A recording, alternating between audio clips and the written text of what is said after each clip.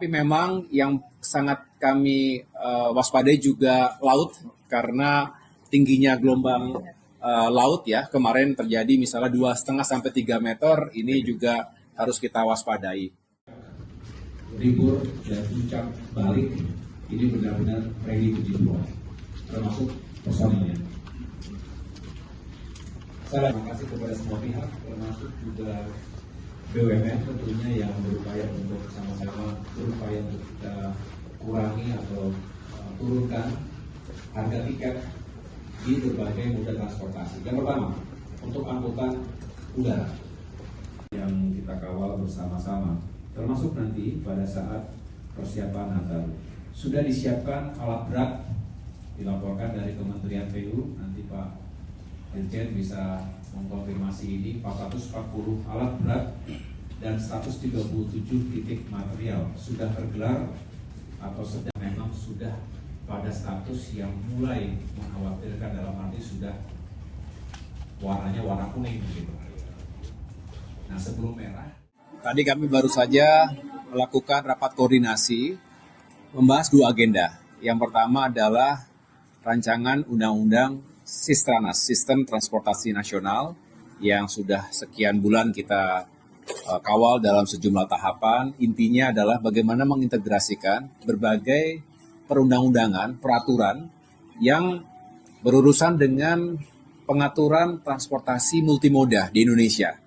Kita tahu ada transportasi darat, laut, udara, termasuk kereta, yang kita harapkan bisa semakin terintegrasi dan ada payung hukum, sehingga benar-benar bisa memberikan pelayanan terbaik untuk masyarakat kita.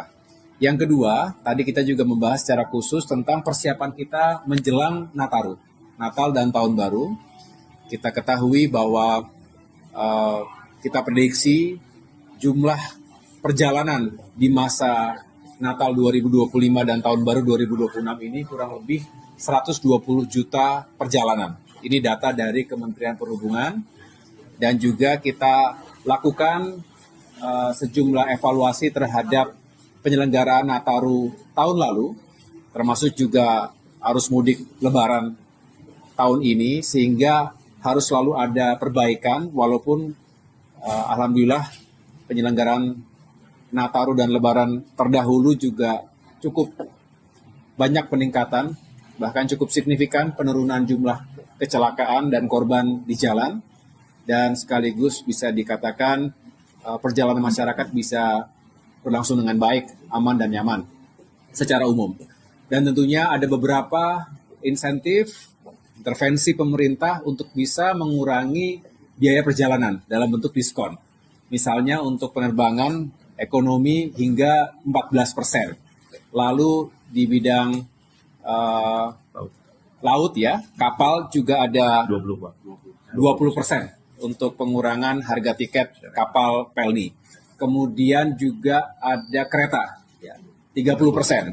Sedangkan diskon jalan tol juga diberikan oleh BUJT, Badan Usaha Jalan Tol. Ada tanggal-tanggal yang nanti teman-teman bisa lihat secara spesifik kapan, dan mudah-mudahan bisa disampaikan kepada masyarakat. Intinya adalah sesuai arahan Bapak Presiden Prabowo Subianto, kami berupaya, Kementerian Perhubungan, BUMN, dan semua berupaya untuk membuat perjalanan masyarakat ini lebih baik dan lebih terjangkau, dan bisa menggerakkan ekonomi di berbagai daerah, termasuk pariwisata. Tadi ada Ibu Wakil Menteri Pariwisata juga hadir, nah ini dia, Ibu Wamen Pariwisata. Tadi kami juga membicarakan bahwa semangatnya adalah sektor pariwisata ini bisa semakin tumbuh dan berkembang dengan kebijakan yang tepat, tapi sekali lagi kita berharap paling utama adalah keselamatan, setelah itu baru kenyamanan dan menggerakkan ekonomi di berbagai daerah, baik sektor pariwisata maupun UMKM dan ekonomi kreatif. Saya rasa itu yang dapat saya sampaikan. Tadi juga kami membahas itu secara khusus ya, bahwa kita mengantisipasi perakiraan BMKG harus benar-benar kita jadikan referensi agar kita bisa melakukan langkah-langkah antisipasi dan mitigasi. Misalnya, Kementerian Pekerjaan Umum ini harus mempersiapkan alat-alat berat dan titik-titik material ya yang harus dideploy ataupun siap untuk digunakan jika memang terjadi bencana yang tidak kita harapkan, apakah karena tanah longsor atau ada banjir dan lain sebagainya. Ini kita kawal di lapangan dan sudah diidentifikasi titik-titik yang biasanya atau kemungkinan berulang terjadi bencana. Kemudian yang kedua dari sisi tadi bicara antisipasinya. Nah, transportasi tentu kita juga sudah melakukan berbagai upaya. Kementerian Perhubungan dari waktu ke waktu juga terus melakukan pengecekan, nanti bisa disampaikan, rem cek untuk transportasi darat. Tapi memang yang sangat kami waspadai juga laut, karena tingginya gelombang laut ya, kemarin terjadi misalnya 2,5 sampai 3 meter, ini juga harus kita waspadai. Udara juga demikian, jadi kami kami berusaha agar benar-benar waspada, tidak lengah, dan posko-posko terus dihidupkan 24 jam, kemudian data center, saya ulangi, untuk pos komando ini juga dilakukan oleh Kementerian Perhubungan dan semua jajaran atau stakeholders yang terkait, sehingga kita bisa memberikan informasi dan data yang cepat dan akurat di lapangan.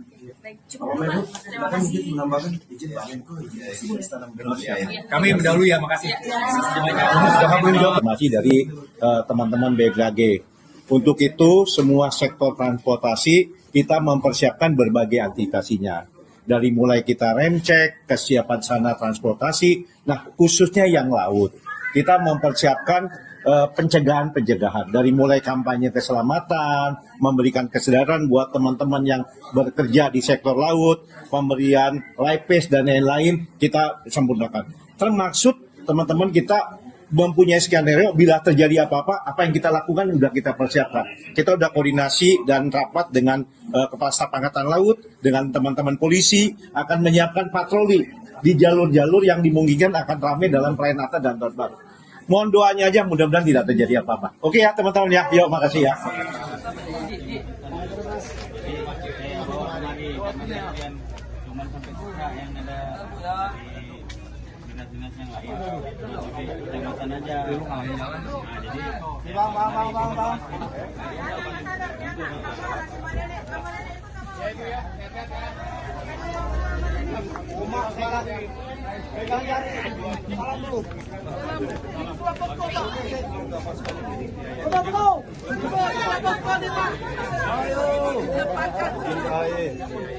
Kami dari masyarakat menjaga hutang di warung ini untuk makanan selama 5 hari kami di sini, Pak.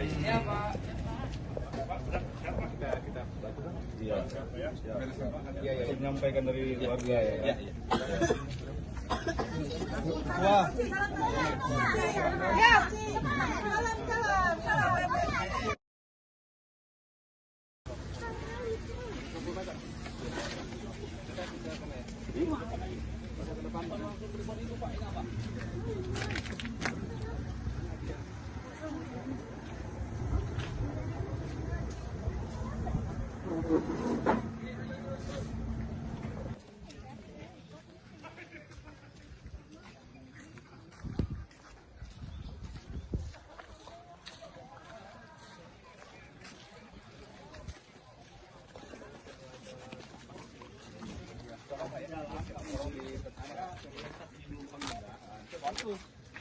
Masyarakat pasti banyak, Pak. Di sini di atas. Ini itu ya, Pak. Itu satu-satunya akses ini. Iya, Pak. Berarti harus di alat berat. Jalan ke sananya, Pak. Jadi jalan nih, Pak Menteri. Tadinya jalan. Ini semua ini turun. Sekarang yang terbangun sebelum bisa dilalui ini kami pikul. Ini masyarakat terroyong kan untuk buka jalan dan kita bawa. Tolong ya, Pak. Namanya apa? Desa Lumbus Hidup, Kecamatan Suka. Mungkin setiap hari ada progres, ada perkembangannya ya. Karena ini kalau sudah dibersihkan bisa langsung bawa, Karena bantuan. masuk air bersih pun yang di sana nggak dapat. Nah, karena aksesnya putus itu dia. Berapa jauh, Pak? Ini sekitar 1,5 km. Lumayan jauh. Sungai ada terputus di sana? Sungai, Kak.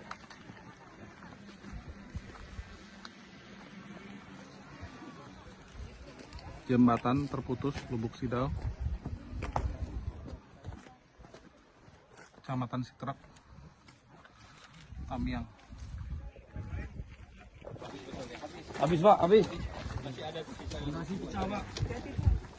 Tadinya 2 ini ya? 2. Dua panjangnya.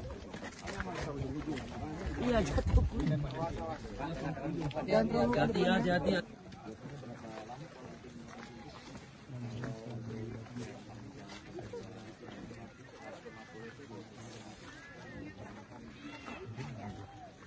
Di depan trafik luar.